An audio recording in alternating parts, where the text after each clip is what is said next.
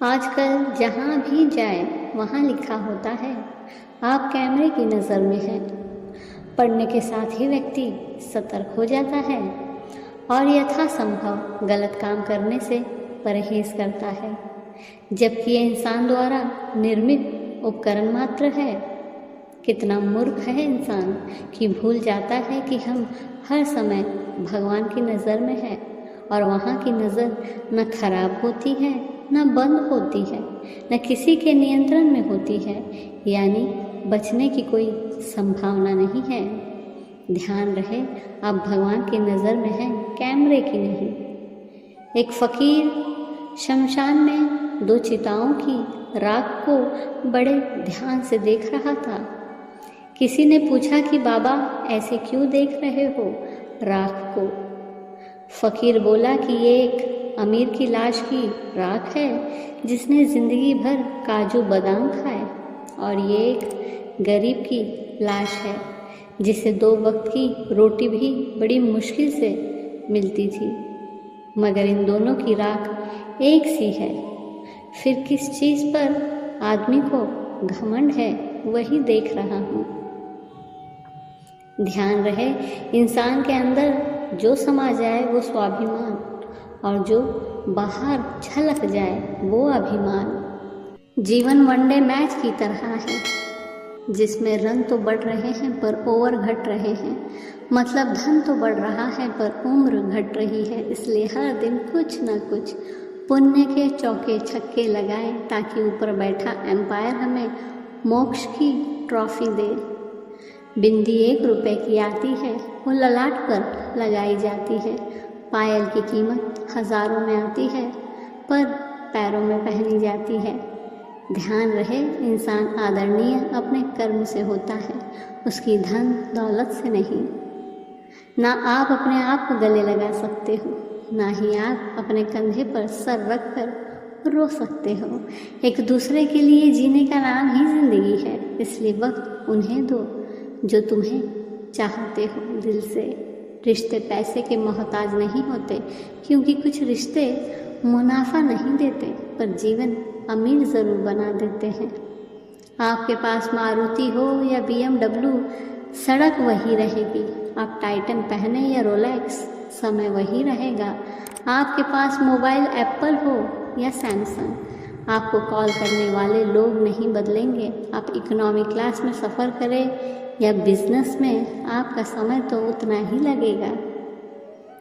भव्य जीवन की लालसा रखने या जीने में कोई बुराई नहीं है, लेकिन सावधान रहें, क्योंकि आवश्यकताएं पूरी हो सकती हैं, तृष्णा नहीं। एक सत्य ये भी है कि धनवानों का आधा धन तो ये जताने में चला जाता है कि वे भी धनवान हैं। कमाई छोटी या बड़ी हो सकती है पर रोटी की साइज लगभग सब घर में एक जैसी ही होती है। दुनिया से बात करने के लिए फ़ोन की ज़रूरत होती है और प्रभु से बात करने के लिए मौन की ज़रूरत होती है।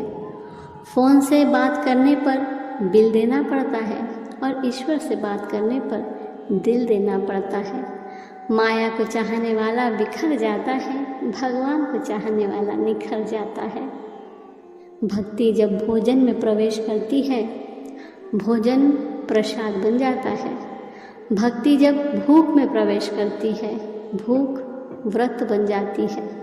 भक्ति जब पानी में प्रवेश करती है, पानी चढ़ना अमृत बन जाता है। भक्ति जब सफ़र में प्रवेश करती है, सफ़र तीर्थ यात्रा बन जाता है। भक्ति जब संगीत में प्रवेश करती है, संगीत कीर्तन बन जाता है। भक्ति जब घर में प्रवेश करती है, घर मंदिर बन जाता है। भक्ति जब कार्य में प्रवेश करती है, कार्य कर्म बन जाता है। भक्ति जब क्रिया में प्रवेश करती है, क्रिया सेवा बन जाती है। और भक्ति जब व्यक्ति में प्रवेश करती है, व्यक्ति मानव बन जाता है। कड़वी गोलियां चबाई नहीं, निगली जाती है। उसी प्रकार जीवन में अपमान, असफलता, धोखे जैसी कड़वी बातों को सीधे गटक जाए, उन्हें चबाते रहेंगे यानी याद करते रहेंगे तो जीवन कड़वा ही होगा। ध्यान रहे, आपको ये स्वीकार करने की आवश्यकता है कि ये हो गया है और जो हो चुका है उसे कभी फिर से नहीं लाया जा सकता। इसके बारे में आपकी जो भावनाएं हैं उन्हें स्वीकार करें। यदि आप क्रोधित हैं तो क्रोध को स्वीकार करें और अनुभव से सीखने के लिए इसका उपयोग करें, या उस क्रोध को किसी ऐसी चीज़ में प्रवाहित करें जो आपके लिए भविष्य को बेहतर बनाए। यदि आपके पास गहरी उदासी है तो उदासी को स्वीकार करें, खुद को दुखी और परेशान होने दें। यदि आपकी भावनाएं उचित है तो अपने साथ हुई किसी घटना के बारे में क्रोधित होने या दुखी होने के लिए स्वयं को कोसे नहीं। आप उन सभी चीज़ों के बारे में सोच सकते हैं जो आपने अतीत से सीखी है और कैसे इसने आपको समझदार बनाया है, और निश्चित रूप से आप फिर कभी वही गलतियां नहीं करेंगे। कोई भी समय में पीछे नहीं जा सकते, हम केवल आगे बढ़ सकते हैं। इसलिए उस तथ्य पर ध्यान केंद्रित करने का प्रयास करें। जो हो चुका है उसके बारे में जोर देने से इसे बदलने के लिए कुछ नहीं किया जा सकता। इसलिए आगे बढ़ने के तरीके खोजना सीखें। यदि पिछले पछतावे में अधूरा काम शामिल है, यानी आप किसी ऐसे व्यक्ति के प्रति अपने व्यवहार के बारे में अपराध बोध का अनुभव करते हैं जिसकी आप परवाह करते हैं, तो उनसे क्षमा मांग लें। यदि ये संभव नहीं है तो प्रार्थना में ईश्वर को बताएं और आप चकित होंगे कि आप कितनी जल्दी चीज़ों के बारे में बेहतर महसूस करने लगते हैं।